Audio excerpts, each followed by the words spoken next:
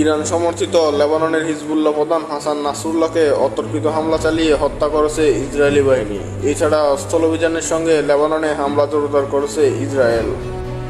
এমন প্রেক্ষাপটে ইসরায়েলকে লক্ষ্য করে গত মঙ্গলবার শতাধিক ক্ষেপণাস্ত্র হামলা চালিয়েছে ইরান। হামলার পর ইসরায়েল জুড়ে বিভিন্ন স্থানে বিস্ফোরণের শব্দ শোনা গেছে এবং ইরানের মিসাইল নিক্ষেপের কথা জানিয়ে একটি বিবৃতিও দিয়েছে ইসরায়েলের সামরিক বাহিনী।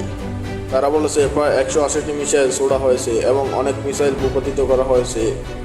তবে মধ্য ও দক্ষিণাঞ্চলে কিছু আঘাতেরও ঘটনা ঘটেছে। ইরানকে এই হামলার পরিণাম ভোগ করতে হবে বলে হুমকি দিয়েছে ইসরায়েল।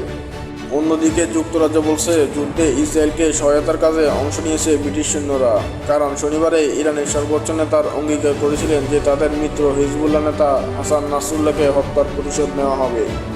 এদিকে হামাস, হিজবুল্লাহ এবং ইরানের সিনিয়র কমান্ডারদের হত্যার জবাবে এই মিসাইল হামলা চালানো হয়েছে বলে জানিয়েছে ইরানের রেভলিউশনারি গার্ড। তারা বলেছে ইসরায়েল যদি এই হামলার জবাব দেয় তবে আরও হামলা চালানো হবে।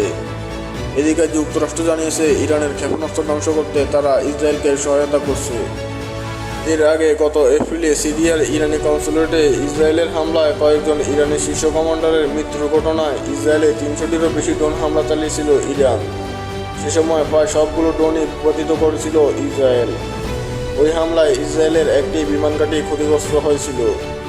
জবাবে তখন ইরানের একটি বিমানঘাঁটিতে হামলা চালিয়েছিল ইসরায়েল। যদিও ইসরায়েল এবং হেজবুল্লাহর মধ্যকার দীর্ঘবিবাদ এখন নতুন করে তীব্র হয়ে ওঠার ফলে একটি আঞ্চলিক যুদ্ধের সূচনা হতে পারে বলে ব্যাপকভাবে আশঙ্কা রয়েছে, যাতে ইরান এবং যুক্তরাষ্ট্র উভয় জড়িয়ে পড়তে পারে।